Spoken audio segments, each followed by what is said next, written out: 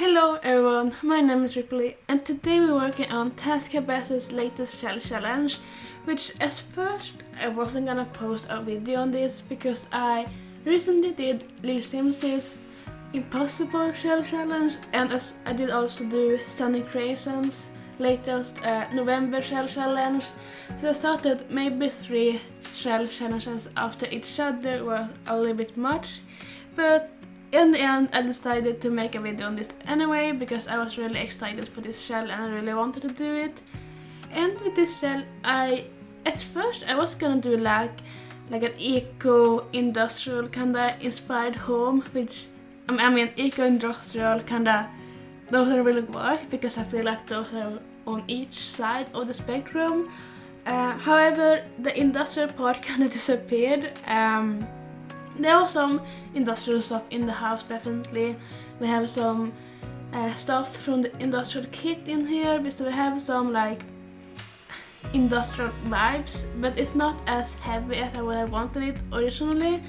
Then with the eco part, I can imagine that this team really like to do gardening and live more like an eco-friendly lifestyle.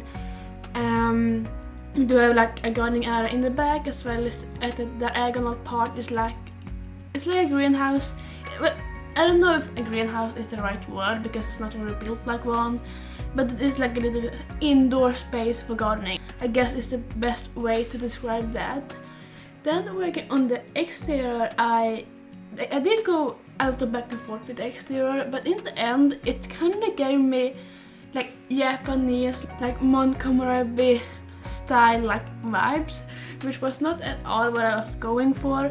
I think that because I used these windows from Snow Escape as well as the landscaping, I think really brought this kind of Japanese feeling, which, like I said, it wasn't intentional, but I don't mind it. I used a lot of like landscaping from Snow Escape as well, so it was unintentional, but I really like it. I really like this kind of like more like red trees and everything that we got here.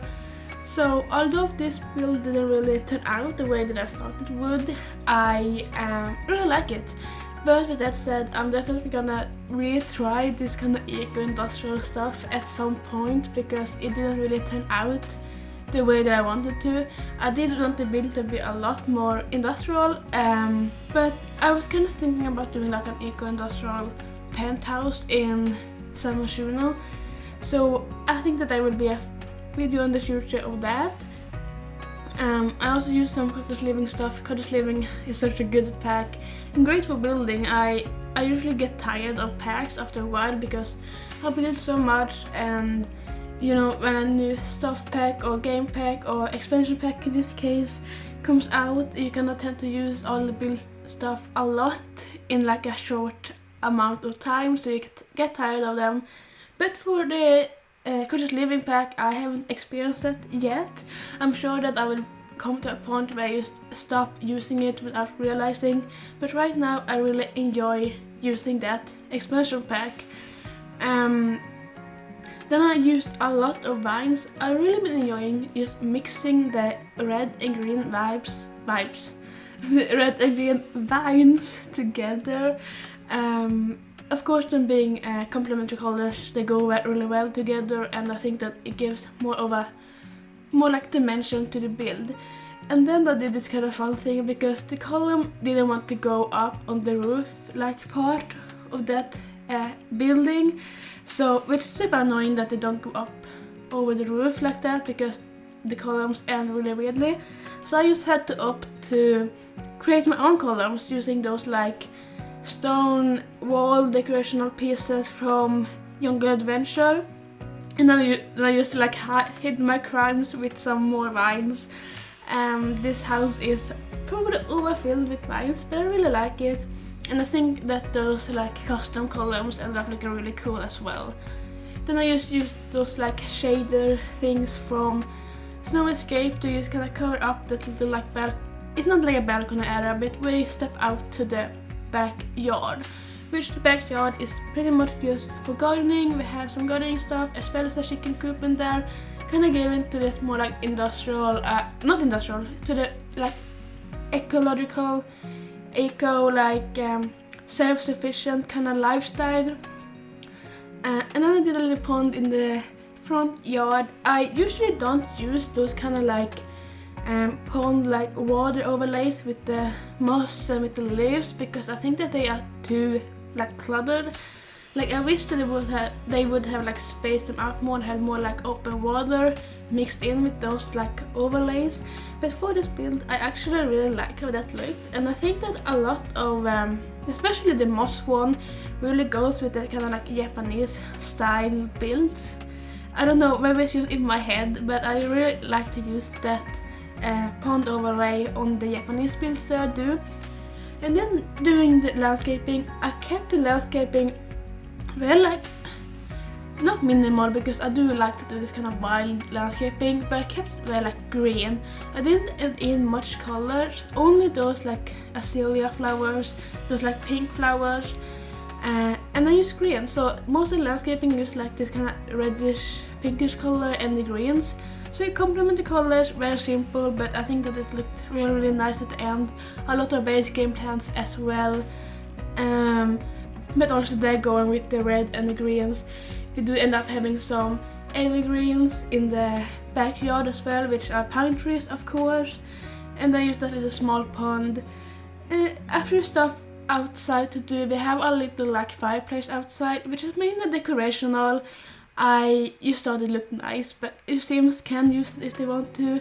However, there's no like shrubs around it, so that would be something that you would have to add in. But like I said, I mainly just use them to be decorational rather than an actually usable item.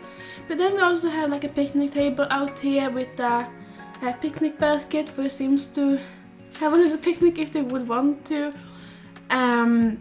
As well as like a bike and some more decorational stuff. I am building on this, it's the old mill lot in Evergreen Harbor, which the air here is by default not great. So I guess that could be like a nice, and it kind of goes in with this kind of eco-industrial vibe that I'm going for, with of course the industrial being like this bad air, and then the eco part might be just kind of trying to make it better. I'm not sure which neighborhood this lot is supposed to go with, because it is kind of by itself, so I don't know how much the rest of the neighborhood actually impacts this lot. But it could be a nice like challenge to make it cleaner if you would want to. And then lastly, I'm just adding in some rocks around here. I really like to use rocks to kind of finish off the landscaping. And with building in Evergreen Harbor as well, I was a little bit unsure if I was going to build an Evergreen Harbor, but because as you might see as I'm flailing around the build, the rest of the neighborhood is completely glitched out. Like there's no ground, it's just blue, which has been for a while. It is the same with the last build I did, where I did the community garden in Evergreen Harbor. I was kind of unsure if I was gonna build here, because we do have that glitch in the game, which it kind of disappears when you start a new game, which is what I did with the last build, and then it was fine. But at first I loaded into this build, it was all glitched out again. And I'm pretty sure that the Sims team knows about this, but they haven't done anything about it, and it's been like this for a long time, which is super annoying, because this world is more or less unplayable with that glitch. Maybe they said this lot can also go in any world. It's not like super like Evergreen Harbor-esque, like it's not built necessarily in that style. So I guess that's fine, but it's super annoying because I think that Evergreen Harbor could be a really nice world to like live in and build in, but like I said, with it being completely glitched out, it's just unusable. It's like no point to building it really. So, but I really wanted to build in it because I thought that this build would fit in here. So it's kind of like that. It's annoying, and I hope they will fix it. Moving on to the interior, I did this thing with the kitchen which I haven't really done before, where I really just kind of puzzled the kitchen together. We have that little thing, that little like counter there that sticks out, which I got that idea when I was like trying to plan the layout for this area, because it's quite a small area and this is supposed to be like kitchen, living and dining room. I had to just kind of mess around before I started recording to just know what I wanted to do. And something that I did was I just kind of threw in some counters in here without really worrying about them being like in place. And I got this really fun shape where one of the counters accidentally like flipped and came out a little bit. And I think it looks really, really cool to have that little like, it kind of encloses the kitchen area in a way. So I used that little like counter piece, a little, what do you call it? Like corner piece there, and just kind of enclosed it, and I think it looks really nice. I might do that in the future as well. And then I kind of just puzzled that together because we have that door that leads out to like the greenhouse area. It kind of like, I couldn't really like overlap a counter over that door. It would look really weird, so instead I just puzzled that area together. But this kitchen is completely usable, and this entire house is play tested, so everything works. Even here with the like dining room, it's not a dining room, it's just like a table underneath the stairs. But all three chairs are completely usable, so you can have 3 Sims eating here at once. This build fits 1 to 2 Sims. We do have a double bed upstairs, so it's quite a small build, but you can have 2 Sims here and they can live together really nicely. You wouldn't really have to worry about not having enough space. I think that you need the space that you have, but you don't, it's not like, it's not crammed. I wouldn't say it's crammed. I think you still have a lot of space, even though it is quite tiny. And I do think that these kind of like dark woods kind of go into the industrial style, as well as using that kind of like lamp over the counters and the kind of like industrial lamp that we got with the industrial kit. And then for the living area is quite tight, and the living area actually ended up changing a little bit when I play tested it. Like that coffee table, for example, had to go because it's too big. Ended up switching that for the tiny living coffee table. There's only like a 1 tile big table, as well as I had to push the TV more towards the wall, which you will see in the tour. But then overall, I think that this area ended up looking really cute, and it's all very useful. I completely forgot that we had that tiny living TV at first, but I think that that's a really great way to save space, since that is both a TV, a radio and a bookshelf, so I don't need to worry about any of that in the rest of the house. However, something that we don't have is a computer. We don't have a computer in this house. It didn't fit. I mean, if I didn't have the greenhouse area, of course it probably would have fit, but I really wanted to keep the kind of greenhouse, like little like gardening, inside gardening area. And I guess that you could always give your Sim a laptop and they could use it at the dining table instead. In the bathroom, I also did a little bit like industrial stuff. I used a lot of the season stuff that had that more like metal frame on the shower with the glass, and like some like wooden details, and I think that looked really nice. It's kind of more modern as well, with some industrial touches, and yeah, overall looking really, really nice. Working on this gardening area as well, we can do the inside and the outside at the same time. We have some planters inside, as well as that flower arranging table, and then I'm just using some plants from the new kit, the Blooming Rooms kit, as well as some like gardening decorational pieces. Outside we have some decorational pieces as well for gardening, some decorational gardening tables, and then just working more on the outside garden as well. I really love these new plants that we got with the new pack. I think they're super useful and they really work, I think, in a lot of builds, and I think that they are like neutral enough for to work in pretty much every build, but also very interesting and pretty and overall very useful, and a really nice pack that a really nice kit that I will definitely be using a lot more. Moving on to the outside again, I put that little chicken coop in here. It wasn't planned to put it in here, but then I saw it and I was like, oh, a chicken coop could be nice. I do also end up putting a bee box out here, As well as with the eco lifestyle stuff, we do also have some solar panels on the roof, as well as a little like water catching thing outside the fence, just to give more to that eco living lifestyle. We also have patch out here. I thought it would be cute with, you know, having a garden and everything. And then we have some gardening pots standing on the grass as well, some small ones and some big ones for all the different plants that you might wanna plant, as well as having some vertical gardens as well.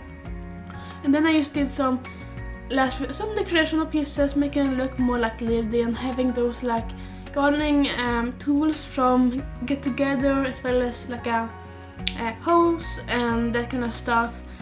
I also used that cute little bunny from Cottage Living. I love using it. I use it a lot in my builds. I think it's so cute, and I think that the little bunny does fit in a lot of spaces, whether you put him in the kitchen or you put him outside. I think that he is super cute. Then moving up to the bedroom. The bedroom is quite darker than the rest of the space. We have some dark like purple walls with a white like feature wall as well, and then we have some dark wood behind the fireplace there. And then I used a lot of extra stuff from the industrial kit up here. The bed and the bedside tables are from the industrial kit, and then this fireplace is from Eco Living or Eco Lifestyle. And then using some plants, using some like a few items here and there. I used that dresser from City Living mainly because it's so like small. Well, not small, but it's where like it doesn't take up a lot of space. It's quite narrow, I guess is the word I'm looking for, against the wall, because we didn't have much space up here, and you still need to be able to, you know, walk past the wardrobe to get to the other side of the bed.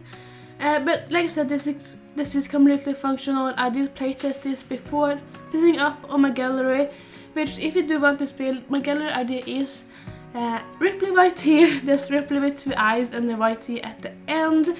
It's called like Eco Industrial Home Task 9, I think it's called. But with that said, we're about to jump into the tour, so I hope you enjoyed this video. If you did, make sure to like and subscribe, and I will see you all very soon. Riipley out.